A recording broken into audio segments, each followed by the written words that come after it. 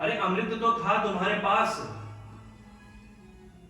क्षीर सागर से जब अमृत प्रकट हुआ, सबसे पहली बात तो अमृत के नींव में ही छल और कपट है। जिन दैत्यों के साथ तुमने मिलकर के सागर मंथन किया और जो बात हुई थी कि अमृत दैत्यों को भी मिलेगा, छल से एक तो तुमने अमृत प्राप्त किया और उस अमृत पर इतना अभिमान कर रहे हो। किस बात का अभिमान है तुम्हें? अरे अमृत तो पी लिया था तुमने। महाराज बलि तो मृत हो गए थे, महाराज बलि की तो मृत्यु हो गई थी। और जब उनके गुरुदेव शुक्राचार्य ने यज्ञ के द्वारा महाराज बलि को पुनः जीवित कर दिया अपनी संजीवनी विद्या के द्वारा, और इतना तेजस्वी बना दिया, इतना शक्ति संपन्न कर दिया कि जब महाराज बलि ने पुनः स्वर्ग पर आक्रमण किया तो तुम सब स्वर्ग छोड़ करके भाग गए। तुम तो अमर हो ही चुके थे, महाराज बलि तो अमर नहीं थे।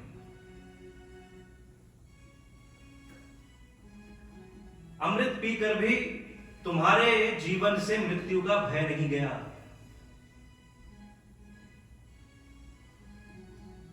अमर हो जाना ये जीवन का प्राप्तव्य नहीं है। प्रश्न ये है कि अमर होकर भी क्या जीवन से मृत्यु का भय गया कि नहीं?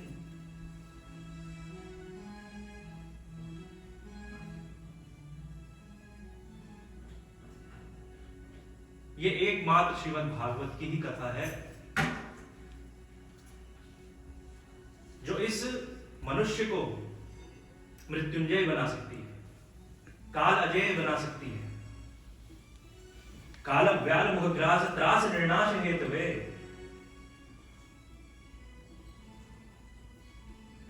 प्रत्येक यह मनुष्य इस संसार में, उसके ऊपर काल की दृष्टि है, काल का भय है उसके जीवन में। लेकिन एकमात्र श्रीमद् भागवत की कथा, श्रीमद् भागवतम शास्त्रम कलो कीरेण भाषणम, एकमात्र श्रीमद् भागवत की ही कथा है जो इस व्यक्ति को मृत्युंजय बना सकती है, काल पर विजय प्राप्त करा सकती है। जीवन कितना लंबा है उससे कोई अंतर नहीं पड़ता। जीवन में आनंद है या नहीं, अंत समय में मृत्यु के भय से यदि निवृत्त हो सके, यही श्रीमद् भागवत का परम फल है, एकमात्र फल है।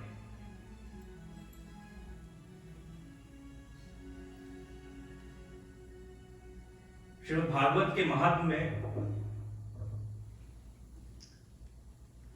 बताया शौनकादि ऋषियों को श्री सूत जी ने, एतस्मात् परम किंचन मनः शुद्धेन विद्यते जन्मांतरे भवेत् पुण्यम तथा भागवतम भवेत्। श्रीमद् भागवत की कथा का परम प्राप्तव्य क्या है? श्रीमद् भागवत की कथा श्रवण करें, करते ही हैं हम, करते ही रहते हैं, बार बार पुनः पुनः करते हैं। क्या मिलेगा?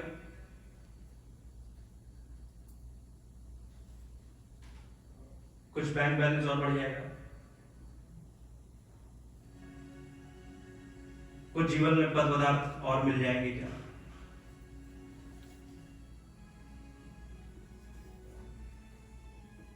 और वैभव मिल जाएगा और ऐश्वर्य बढ़ जाएगा हमारे जीवन में। ये सब इस कथा का फल नहीं है।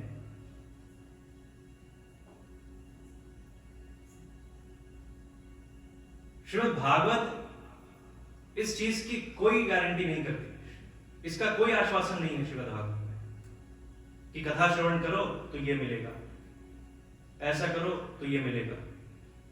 अन्य बहुत से अनुष्ठान हैं, वो किए जा सकते हैं, उनके फल हो सकते हैं,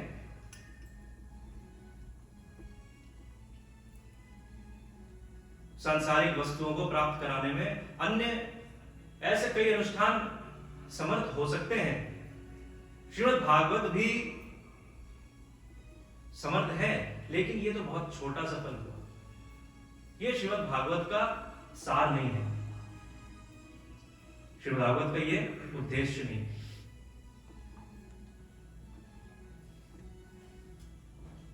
श्रीमद् भागवत का उद्देश्य क्या है? श्रीमद् भागवत का एक ही उद्देश्य है। श्रीमद् भागवत की कथा श्रवण करने से क्या मिलेगा? सिर्फ एक ही बात, कि मन में श्रीमद् भागवत कथा श्रवण की इच्छा पैदा होगी। यही कथा श्रवण का उद्देश्य है। यह साधन भी है और साध्य भी है।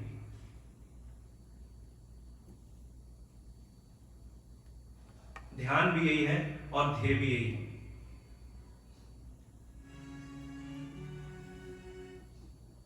रास्ता भी यही है और मंजिल भी यही है।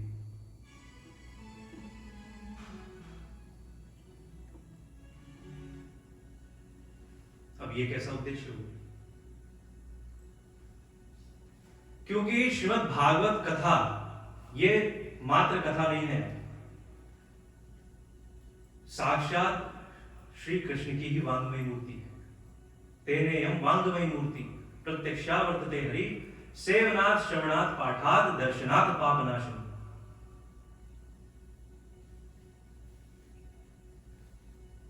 श्याम सुंदर श्री कृष्ण का ये शब्दावतार है।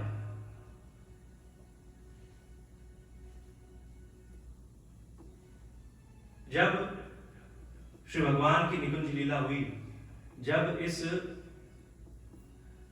पृथ्वी को छोड़ करके श्री भगवान अपने निज धाम को जाने लगे,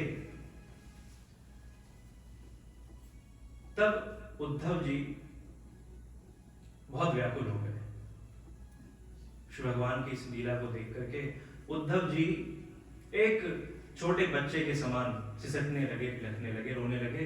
और तब श्री भगवान से उन्होंने प्रार्थना की, प्रभु आप जाएंगे तो आपके जो प्रेमी हैं, जो आपके कथा रस में ही निमग्न रहते हैं, उनका क्या होगा आपके बाद?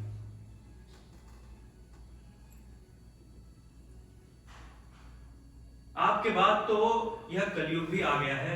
अब कलयुग में इस प्राणी मात्र के कल्याण का क्या साधन है? कैसे होगा?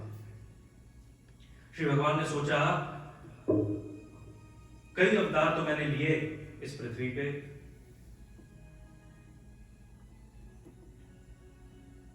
अब जाते जाते चलो एक अवतार और सही। तब श्री भगवान ने अपनी समग्र चेतना, अपनी संपूर्ण भगवत्ता को श्रीमद् भागवत पुराण के रूप में प्रकट किया। और ये वही श्रीमद् भागवत पुराण है जो श्री भगवान ने जाते जाते उद्धव जी को दिया। सेवनात् श्रवणात् पाठात् दर्शनात् पापनाशनम्। श्री भगवान की वांग्मयी मूर्ति है। इसीलिए भगवत स्वरूप भी है और साधन स्वरूप भी है। उस परम तत्व को, उस ब्रह्म को प्राप्त कराने में समर्थ है, इसलिए साधन भी है, और स्वयं भगवत स्वरूप है, इसलिए साध्य भी है।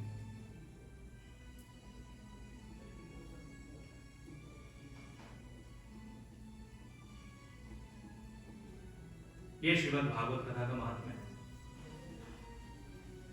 पूर्व में श्रीमद् भागवत कथा से महात्म्य का वर्णन है, महात्म्य की चर्चा है। महात्म्य बताना आवश्यक भी है।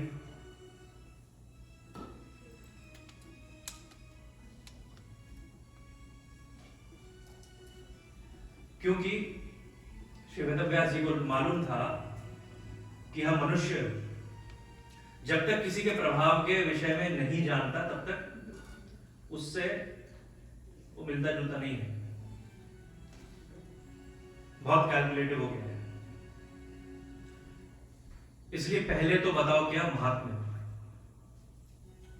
पहले बताया कि कथा श्रवण क्यों करनी है, श्रीमद् भागवत का महात्म्य क्या है, क्या विशेषता है। उसके बाद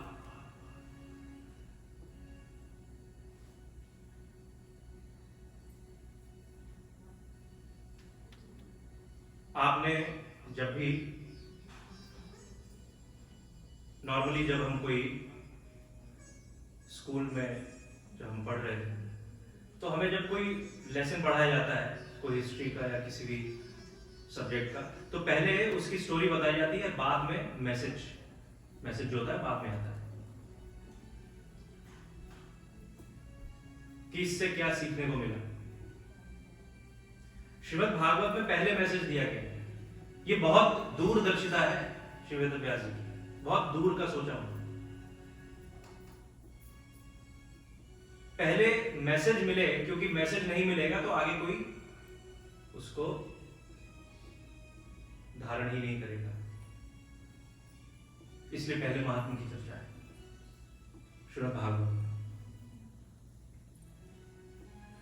तो ऐसे शौनक आदि ऋषियों को जो स्वर्ग की प्राप्ति की इच्छा में नैमिषारण्य जैसे तीर्थ में यज्ञ कर रहे हैं, 1000 वर्षों के यज्ञ का संकल्प लेकर के बैठे हुए हैं, ऐसे नैमिषारण्य तीर्थ में शौनक आदि 88,000 ऋषियों को सूत जी के दर्शन हुए। दूर से आते हुए देखा सूत जी को।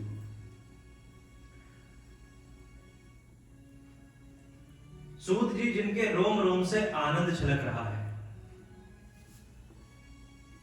जिनकी श्वास श्वास में उल्लास रोमांच भरा हुआ है,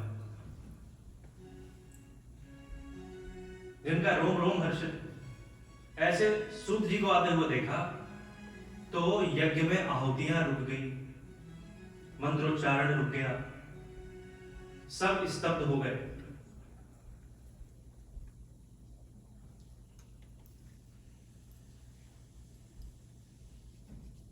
ऋषियों को लगा कि इस मृत्यु लोक में, इस पृथ्वी पर इतना आनंद, इतना रोमांच किसी के जीवन में कैसे संभव है। हमें तो यही लगता था कि आनंद एकमात्र स्वर्ग में ही मिल सकता है, इसलिए हम तो स्वर्ग प्राप्त करने की इच्छा से यज्ञ कर रहे हैं। लेकिन जब सूत जी को देखा तो सारी मान्यताएं टूट गई, सारी व्यवस्था भंग हो गई। ये कैसे संभव है?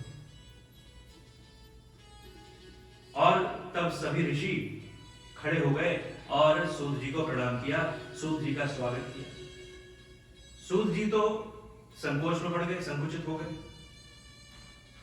सूत जी जो स्वयं को सर्व विधिहीन मानते हैं, निम्न जाति के हैं,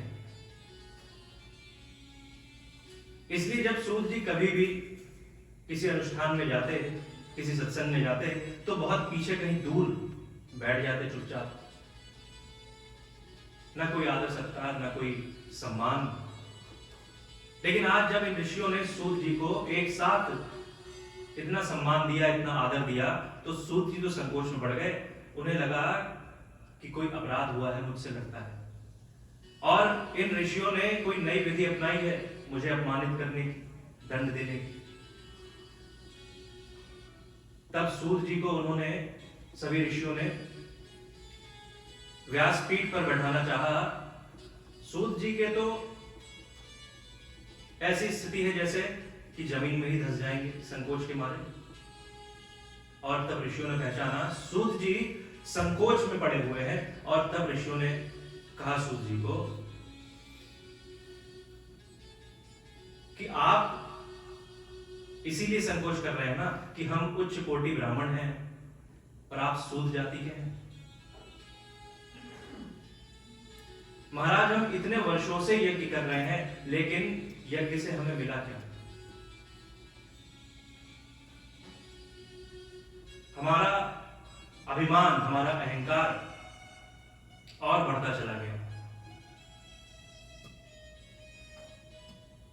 हम यज्ञ करते करते सूख गए, लेकिन आज जब आपके दर्शन हुए तो हम फिर से भरने लगे। आपको देख करके लगता है कि आज हमें हमारे जीवन का समाधान मिलने वाला है। इसलिए महाराज, आप उच्च आसन को स्वीकार करिए। आज हमारा कुल, हमारी परंपरा, हमारा ब्राह्मणत्व, हमारा ऋषित्व आज हम आपके चरणों में समर्पित करते हैं। अज्ञानध्वांत विध्वंस कोटि सूर्य समप्रभः सूताख्याहि कथासारम मम कर्ण रसायनम।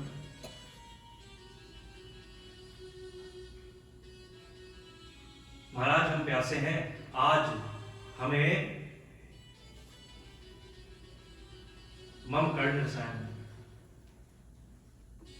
अपनी साधना से, अपने ज्ञान से जो आपको प्राप्त हुआ है, वह रस, वह रसायन हमें दीजिए।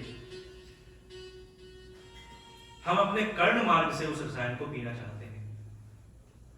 श्रीमद् भागवत कथा को कहा है कर्ण रसायनम। रसायन का क्या अर्थ हुआ? केमिकल। और कहीं से ये केमिकल तो दिखता नहीं,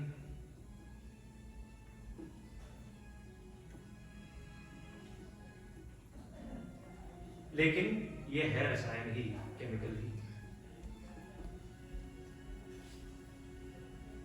शब्द रसायन है।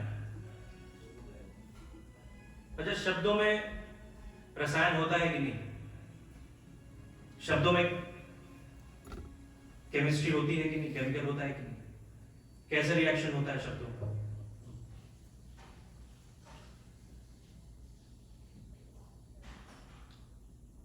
आपको कोई आकर के बोले कह रहे, जानते हो तुम्हारे बारे में क्या कह रहा था?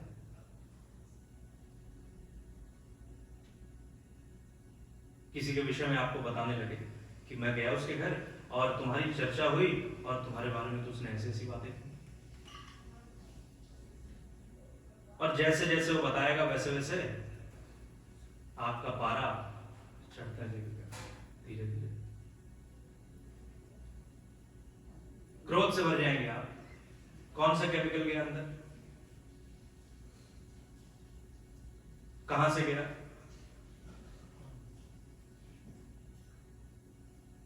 कुछ डाला क्या अंदर? नहीं, शब्द ही तो गए। कहां हुई रिएक्शन? यहां पर। आंखें लाल हो जाएंगी क्रोध से। कहीं आप जाए किसी से मिलने, एकदम आपके चरणों में गिर जाए, आपकी स्तुति करने लगे, प्रशंसा करने लगे, अरे महाराज आप बड़े दिनों बाद आए, अरे आपके तो क्या कहने, आपकी तो सर्वत्र इतनी चर्चा है, इतनी कीर्ति है, और आपका चेहरा खिल उठेगा, मुस्कुराहट आ जाएगी चेहरे पर। कौन सा केमिकल गया? तो ये शब्द रसायन है श्रीमद् भागवत। जब ये अंदर प्रवेश करते हैं तो ये भी रिएक्ट करते हैं, केमिकल रिएक्शन होती है। इसलिए शौनक आदि ऋषियों ने कहा सूत जी को, हे सूत जी, हमें कथा रस पिलाइए, हमारे इस अज्ञान रूपी अंधकार को दूर कीजिए। आप तो स्वप्रकाशित हैं, आप ज्ञान से संपन्न हैं, तेजस्वी हैं, सूर्य के समान तेजस्वी हैं, अपने ज्ञान से हमें भी कृतार्थ कीजिए। तो ऐसे नए विचारण्य क्षेत्र पे सूत जी ने शौनक आदि ऋषियों को सबसे पहले श्रीमद् भागवत कथा का ज्ञान दिया। शौनक आदि ऋषियों का प्रश्न सूत जी से है, हमें समस्त शास्त्र, समस्त पुराण, सभी वेदों का, सभी साधन, सभी साधनाओं का हमें निष्कर्ष क्या है वो बताइए।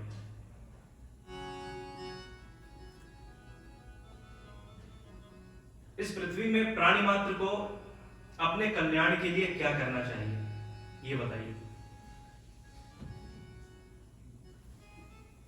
तब सूत जी ने श्रीमद् भागवत की कथा का उपदेश, श्रीमद् भागवत ज्ञानोपदेश किया शौनक आदि ऋषियों को। सबसे पहले जो प्रसंग आया महात्म्य में, वो नारद जी और सनक सनंदन सनत कुमारों के बीच में जो सत्संग हुआ बद्रिकाश्रम में बद्रीनाथ धाम में, उसके विषय में बताया। एक बार नारद जी जो बद्रिकाश्रम में गए बद्रीनाथ धाम, वहां पर उनकी भेंट हुई सनक सनंदन सनत कुमार इन 4 ऋषियों से। नारद जी को देखा आते हुए, नारद जी बड़े चिंता में दिखाई दिए।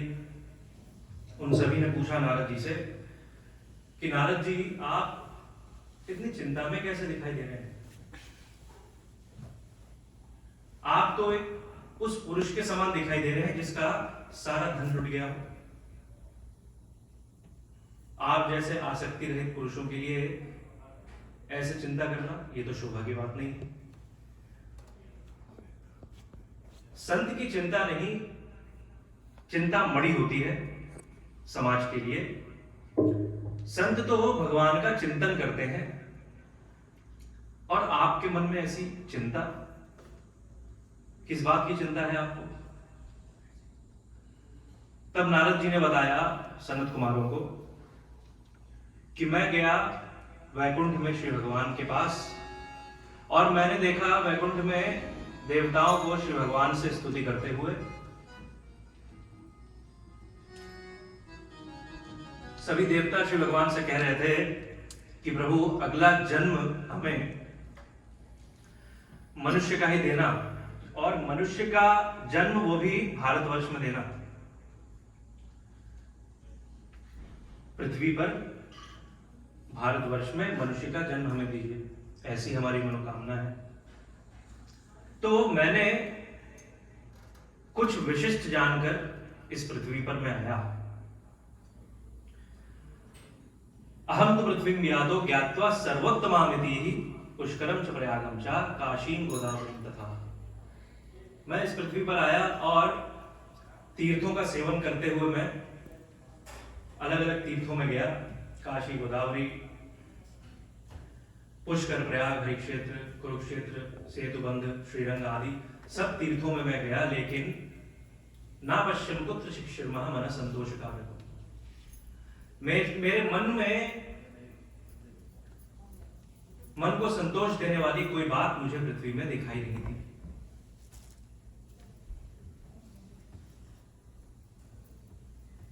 कली ने अपने अधर्म नाम के मित्र के साथ इस पूरी पृथ्वी को आक्रांत कर दिया है। मैंने देखा वहां पर सत्यम नास्ति तपः शौचम दया दानं न विद्यते। हमारे धर्म के जो 4 स्तंभ हैं, 4 आधार हैं, सत्य, शौच, दया और तप, यह सब भंग हो गए हैं। इनका कोई अता पता नहीं है। मनुष्य सारे अधर्मी हो गए हैं। उदरम भारणो जीवा वराका कूट भाषिण। अपने पेट पाल लेने को ही यह मनुष्य अब पुरुषार्थ मानने लगा है। 4 पुरुषार्थ प्रधान था यह जीवन मनुष्य का, धर्म, अर्थ, काम और मोक्ष। कलयुग में अब यह सिर्फ 2 पुरुषार्थों पर ही टिका हुआ है। धर्म और मोक्ष तो रहा ही, अर्थ और कामना प्रधान हो गया है यह जीवन मनुष्य का, और बहुत कड़वा बोलने लगा है, कूट भाषण हो गया।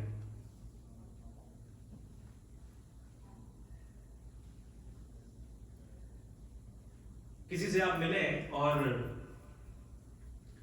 पूछे कि भाई कहां से आ रहे हो, तो उत्तर मिलता है चूल्हे से आ रहे हैं। चूल्हे से आ रहे हैं इसीलिए इतने तप रहे हैं।